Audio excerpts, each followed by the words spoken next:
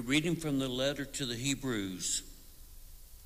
In the days when Christ was in the flesh, he offered prayers and supplications with loud cries and tears to the one who was able to save him from death.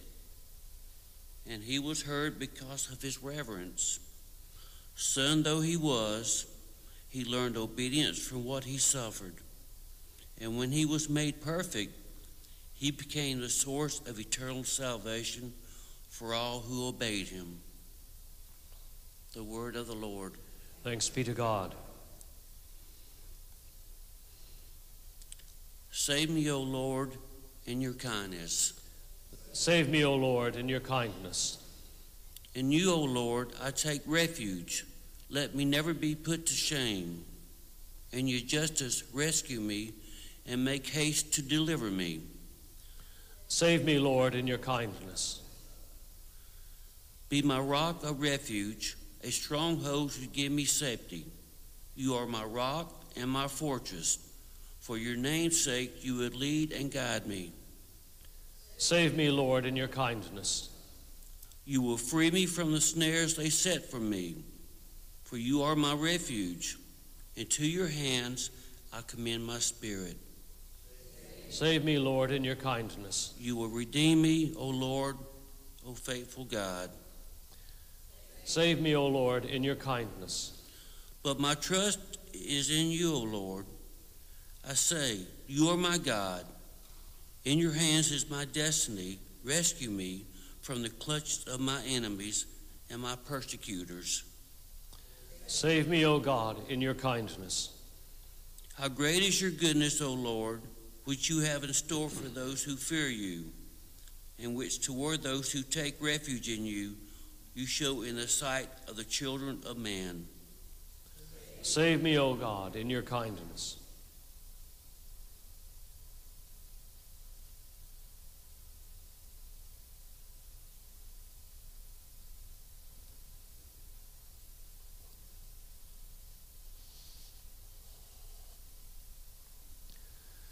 Alleluia, alleluia, alleluia, alleluia, alleluia, alleluia.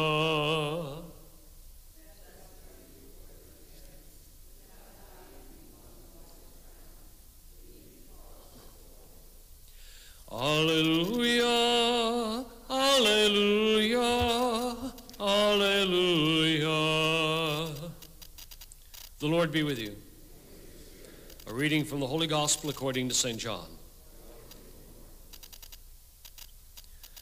Standing by the cross of Jesus were his mother and his mother's sister, Mary, the wife of Clopas, and Mary Magdalene.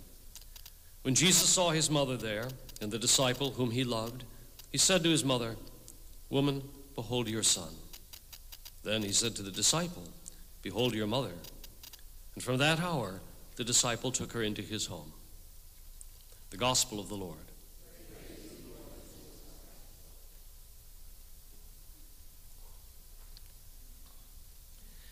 In the office of readings today, we had an excerpt from St. Bernard of Clairvaux, and he was very, very enthusiastic about the Blessed Mother in this particular context, and rhetorically asked questions like, did she not know from all time that her son would suffer? He answers, surely.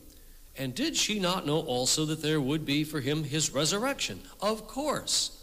You know, that the great confidence that Bernard had. I don't have that same level of confidence for the Blessed Mother for a couple of reasons. First of all, the fact that she's preserved without sin does not mean that she doesn't experience grief, okay?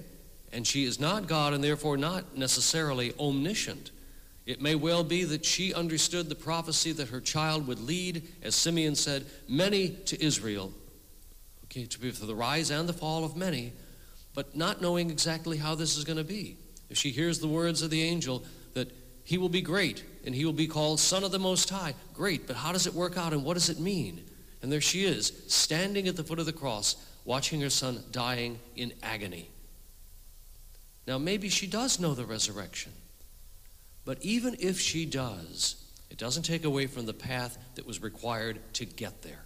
And that's important for us to remember, I think. Okay?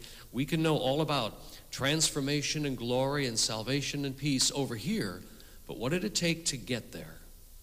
Okay? That's where we celebrate Our Lady of Sorrows, the Mother of Sorrows, because she may know the destiny her son has and that she herself has and that all Christians have in him.